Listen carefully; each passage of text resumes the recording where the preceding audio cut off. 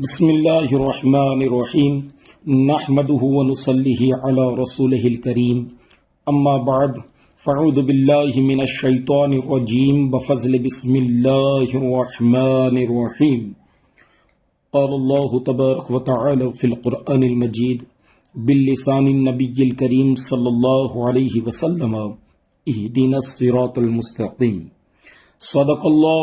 صدق اللہ مولانا العظیم وبلغنا رسول النبی الکریم صلی اللہ علیہ وسلم۔ میرے یوٹیوب کے سارے فیملی ممبرز سے میں التجا کروں گا کہ آئیے میرے ساتھ مل کر سب سے پہلے نبی آخر الزمان صلی اللہ علیہ وسلم کی بارگاہ میں درود پاک پڑھ لیں۔ اللہم صلی علی سیدنا مولانا محمد بارک وسلم، صلو علیہ صلاۃ و سلام علیک یا رسول اللہ صلی اللہ تعالی علیہ وسلم۔ آج کا جو موضوع ہے آپ نے تھمبنیل کے ذریعے سے دیکھا ہی ہوگا کہ عاشورہ اسلام کی نظر میں کیا اہمیت رکھتا ہے، یوم عاشورہ کا مقام کیا ہے۔ یہ سارے معاملات احادیث وغیرہ کے ضمن سے ہم دیکھیں گے، مگر یاد رکھیں اللہ رب العزت نے ماہ محرم الحرام سے اسلامک کیلنڈر کی ابتدا فرمائی۔ اسلامی نیا سال اسی سے شروع ہوتا ہے، تو مسلمانوں کو چاہیے کہ وہ اپنا اسلامی نیا سال جو ہے ایک ماہ محرم الحرام سے شروع کرے۔ محرم شریف میں کافی معاملات سامنے آتے ہیں، جس میں 10ویں تاریخ کو عاشورہ کہا جاتا ہے۔ ان قریب ہے کہ وہ دن قریب آنے والا ہے۔ تو سب سے پہلے میں آپ کو ایک چیز بتاؤں کہ محرم الحرام کی یہ جو 10ویں تاریخ جس کو عاشورہ کہتے ہیں، یہ کوئی معمولی دن نہیں ہے۔ محرم کی 10ویں تاریخ جو عاشورہ کہلاتی ہے، یہ دنیا کی تاریخ میں بڑی عظمت و فضیلت والا دن ہے، جس میں خداوند قدوس کی قدرتوں اور نعمتوں کی بڑی بڑی نشانیاں ظاہر ہوئیں، اور اس دن سے متعلق تاریخی واقعات کا ایک عظیم سلسلہ، ایک عظیم کڑی جو ہے چلتی رہی۔ حضرت شیخ عبد الرحمن صفوری رحمۃ اللہ تعالی علیہ نے اپنی مشہور کتاب نزہۃ المجالس میں تحریر فرمایا کہ عاشورہ کے تعلق سے فرماتے ہیں کہ اسی روز یعنی یوم عاشورہ کو 10ویں محرم کو آسمان و زمین، لوح و قلم کی تخلیق ہوئی۔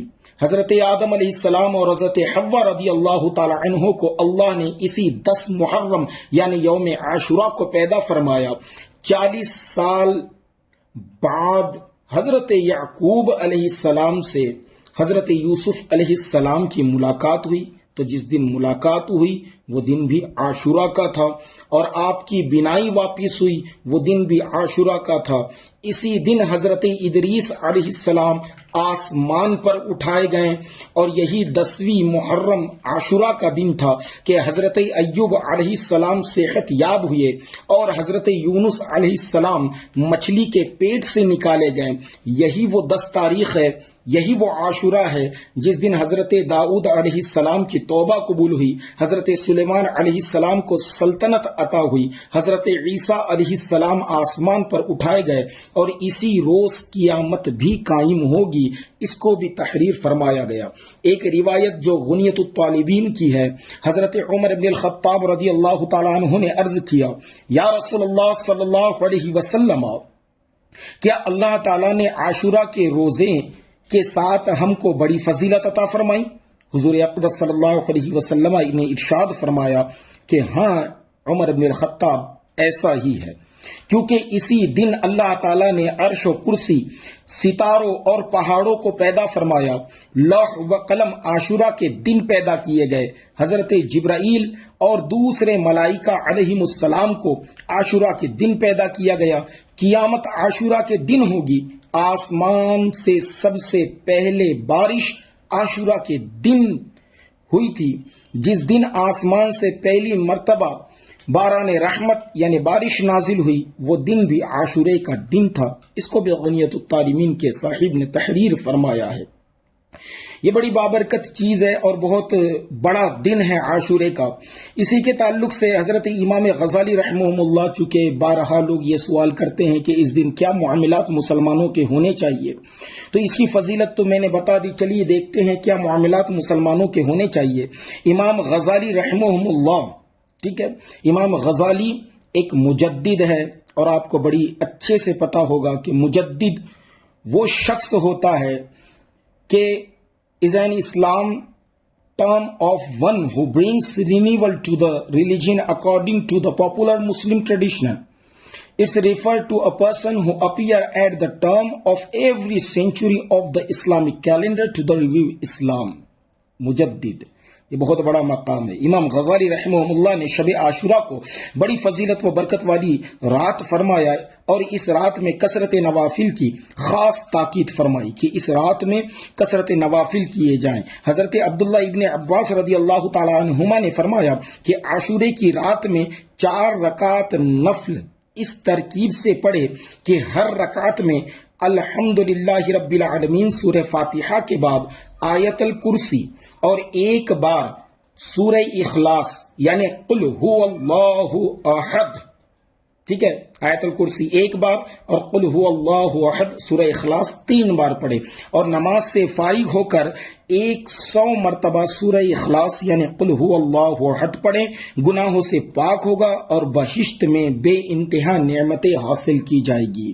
یہ بہت بڑی شب ہوتی ہے عاشورہ کی، دن کے فضائل تو اپنے مقام پر ہے۔ حضرت ابو ہریرہ رضی اللہ تعالیٰ عنہ سے مروی ہے کہ جو شخص شب عاشورہ میں یعنی عاشورہ کی رات میں شب عاشورہ میں رات بھر عبادت میں مشغول رہے اور صبح کو وہ روزہ سے ہو تو اس کو اس طرح موت آئے گی کہ اس کو مرنے کا احساس بھی نہ ہوگا۔ یعنی رات میں عبادت کریں اور دوسرے دن صبح عاشورے کے دن روزہ رکھیں تو اس کی فضیلت کافی بلند بیان فرمائی گئی ہے۔ حضرت ابو ہریرہ راوی ہے۔ اب ایک روایت جو کہ مشکات کے تعلق سے آئی ہے، یوم عاشورہ کی فضیلت میں ویسے تو بکثرت احادیث مبارکہ موجود ہے، مگر مشکات شریف کی اس روایت کو دیکھتے ہیں۔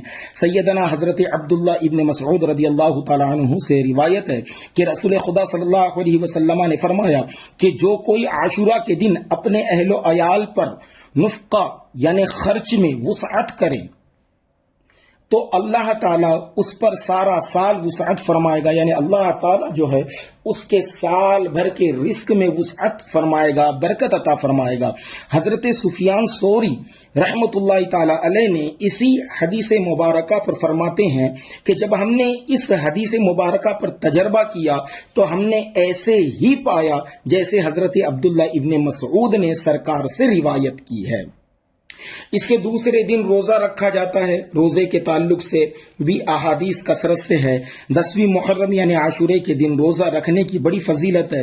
رمضان المبارک کے فرض روزوں کے بعد اسی روزے کا ثواب سب سے زیادہ ہے۔ اس کی فضیلت و برکت میں کئی احادیث مبارکہ موجود ہے۔ یہاں پر میں ایک مشکات شریف کی روایت کو لے رہا ہوں۔ حضرت سیدنا ابو ہریرہ رضی اللہ تعالیٰ عنہ سے مروی ہے کہ رسول کریم صلی اللہ علیہ وسلم نے فرمایا کہ رمضان المبارک کے بعد افضل روزہ اللہ تعالیٰ کے مہینے محرم یعنی عاشورے کے دن کا روزہ ہے اور فرض کے بعد افضل نماز رات کی نماز ہے۔ یہ بہت بڑا مقام جو ہے یہاں پر بیان کیا گیا۔ ایک اور روایت جس کو کافی مقام پر بیان بھی کیا جاتا ہے، یہ روایت جو ہے بخاری شریف کے اندر موجود ہے۔ امام بخاری رحمہ اللہ نے اپنی کتاب میں اسے جگہ عطا فرمائی، امام مسلم نے بھی اپنی کتاب میں جگہ عطا فرمائی، صحیحین میں موجود ہے، مشکات شریف کے اندر بھی ہے۔ اس کے راوی حضرت ابن عباس رضی اللہ تعالیٰ عنہ ہیں۔ سیدنا ابن عباس رضی اللہ تعالیٰ عنہ سے مروی ہے کہ جب رسول خدا صلی اللہ علیہ وسلم مدینہ المنورہ تشریف لائے تو یہودیوں کو عاشورے کے دن روزہ رکھتے ہوئے پایا۔ آپ نے فرمایا کہ یہ کیا دن ہے جس میں تم روزہ رکھتے ہو؟ تو ان یہودیوں نے کہا کہ وہ دن ہے جس میں اللہ تعالیٰ نے حضرت موسیٰ علیہ السلام اور ان کی قوم کو نجات دی اور فرعون اور اس کی قوم کو ڈبو دیا تھا۔ لہذا سیدنا موسیٰ علیہ السلام نے بطور شکرانہ اس دن کا روزہ رکھا تو ہم بھی اس دن کا روزہ رکھتے ہیں۔ تو اتنا سننے کے بعد یہودیوں کے اتنے رپلائی پر اللہ کے رسول صلی اللہ علیہ وسلم نے فرمایا کہ موسیٰ علیہ السلام کے ساتھ تم سے زیادہ حقدار اور تم لوگوں سے زیادہ قریب ہم ہیں۔ تو آپ نے روزہ رکھا اور دوسروں کو اس کا حکم دیا اور مزید فرمایا کہ بہتر ہے کہ عاشورے کا روزہ رکھے تو اس کے ساتھ 9ویں یا 11ویں محرم کا بھی روزہ رکھیں۔ ٹھیک ہے، اگر عاشورے کا روزہ کوئی شخص رکھ رہا ہے تو وہ 9ویں اور 10ویں کا روزہ رکھ لیں یا پھر 10ویں اور 11ویں کا روزہ رکھ لیں، تاکہ یہودیوں سے جو ہے مخالفت ہو جائے، ان کی مشابہت سے بچا جائے۔ معمولات عاشورہ کیا ہونے چاہیے؟ جس دن عاشورہ ہے اس دن کے ہمارے معاملات کیا ہونے چاہیے؟ تو فرمایا گیا عاشورے کے دن 13 چیزیں علماء نے مستحب فرمایا ہے، 13 چیزوں کو مستحب فرمایا ہے۔ بعض علماء نے اسے ارشاد نبوی کی طرف بھی لے گیا اور بعض نے اسے حضرت علی کرم اللہ وجہ الکریم کے اقوال بھی بتائے۔ بہرحال یہ ایسے امور جن پر ثواب بھی ہے اور اچھے کام ہے، لہذا ان اعمال کو کرنا چاہیے عاشورے کے دن، اور علماء نے اسے مستحب بھی فرمایا۔ ایک تو اس دن روزہ رکھے، دوسرا اس دن نفل نماز پڑھیں، تیسرا یہ کہ اس دن صدقہ کریں، اپنی کثرت سے صدقہ کریں، چوتھا 1000 مرتبہ قل هو اللہ احد یعنی سورہ اخلاص کو پڑھیں 1000 مرتبہ، اور عاشورہ کے ہی دن جو ہے علماء کرام کی زیارت کرنا مستحب فرمایا گیا، یتیم کے سر پر ہاتھ پھیرنا مستحب قرار دیا گیا، مریض کی عیادت کرنا یہ بھی جو ہے مستحبات میں سے لکھا گیا، اور فرمایا گیا علماء فرماتے ہیں مستحب عاشورے میں یہ ہے کہ 2 مسلمانوں کے درمیان میں صلح کروائی جائے، اگر ان میں جھگڑا تنازع چل رہا ہے تو ان کے درمیان میں صلح کروائی جائے، اور اپنے اہل و عیال پر خوب خرچ کیا جائے اس دن عاشورے کے دن، اور اپنے تمام مسلمانوں کے لیے جو ہے دعا کی جائے، اپنے لیے اور تمام مسلمانوں کے لیے اس دن خاص دعا کی جائے۔ تو اب عاشورہ قریب ہے تو خاص کر کے دعاؤں میں یاد رکھے مسلمانوں کو، اور جو ہے اس دن مستحبات میں علماء نے لکھا کہ ناخنوں کو تراشنا یہ بھی مستحب ہے، غسل کرنا یہ بھی مستحب ہے، اور آنکھوں میں سرما پہننا یہ بھی مستحب ہے۔ اور ایک جو بہت مقامات پر دیکھا گیا ہے کہ یوم عاشورہ کو طلوع آفتاب سے لے کر غروب آفتاب تک جو ہے ایک دعا پڑھی جاتی ہے۔ اس دعا کے تعلق سے کیا معاملہ ہے؟ حضرت امام زین العابدین رضی اللہ تعالیٰ عنہ، حضرت امام زین العابدین امام حسین پاک رضی اللہ تعالیٰ عنہ کے صاحبزادے ہیں جو میدان کربلا میں نہیں شرکت کر پائے کیونکہ آپ جو ہے بیمار کی حالت میں تھے، آپ کو بخار تھا، آپ شرکت نہیں کر پائے، ٹھیک ہے۔ تو امام زین العابدین رضی اللہ تعالیٰ عنہ سے روایت ہے کہ جو شخص عاشورہ یعنی محرم کو طلوع آفتاب سے غروب آفتاب تک اس دعا کو پڑھ لے یا کسی سے پڑھوا کر سن لے تو انشاءاللہ تعالی یقیناً سال بھر تک اس کی زندگی کی حفاظت ہو جائے گی اور ہرگز موت نہ آئے گی۔ ہاں، اگر اللہ نے موت مقدر فرمائی ہی ہے تو پھر مسئلہ یہ ہوگا کہ عجیب اتفاق ہوگا کہ پڑھنے کی توفیق ہی نہیں ہوگی اور سننے کی توفیق ہی نہیں ہوگی، ٹھیک ہے۔ اچھا، اس روایت کو بہت زیادہ بیان کیا جاتا ہے۔ آئیے دعائے عاشورہ کی طرف چلتے ہیں، میں پڑھتا ہوں۔ عاشورے کے دن اگر آپ دعا سننے کے طلبگار ہیں تو اس آڈیو کو جو ویڈیو کی شکل میں آ رہی ہے اس کو سنیں۔ دیکھو دعائے عاشورہ ہے کیا جو نقل کی گئی۔ یا قابل التوبۃ آدم یوم عاشوراء یا فارج قرب ذنونی یوم عاشوراء یا جامع الشمل یعقوب یوم عاشوراء یا سامع دعوت موسیٰ و ہارون یوم عاشوراء یا مغیث ابراہیم من النار یوم عاشوراء یا رافع ادریس الى السماء یوم عاشوراء یا مجیب الدعوت الصالحین فی الناقۃ یوم عاشوراء یا ناصر سیدنا محمد صلی اللہ علیہ وسلم یوم عاشوراء یا رحمان الدنیا والآخرۃ ورحیمہما صلی علی سیدنا محمد وعلی آلہ سیدنا محمد وصلی على جميع الانبياء والمرسلين واقضي حاجتنا في الدنيا والآخرة واطل عمرنا في طاعتك ومحبتك ورضاك واحيينا حياة طيبة وتوفانا على الإيمان والإسلام برحمتك يا أرحم الراحمين اللهم بعز الحسن وأخيه وأمه وأبيه وجديه وبنيه فرج عنا ما نحن فيه اس دعا کو سننے کے پڑھنے کے بعد 7 مرتبہ پھر اس دعا کو پڑھیں. سبحان اللہ ملء المیزان ومنتهى العلم ومبلغ الرضا وزینۃ العرش لا ملجا ولا منجا من اللہ الا الیہ. سبحان اللہ عدد الشفع والوتر وعدد کلمات اللہ التامات كلها نسألك السلامة برحمتك یا ارحم الراحمین وهو حسبنا ونعم الوکیل نعم المولى ونعم النصیر ولا حول ولا قوة الا باللہ العلی العظیم. وصلی اللہ تعالی علی سیدنا محمد وعلی آلہ وصحبہ وعلی المؤمنین والمؤمنات والمسلمین والمسلمات عدد ذرات الوجود وعدد معلومات اللہ والحمد للہ رب العالمین برحمتک یا ارحم الراحمین.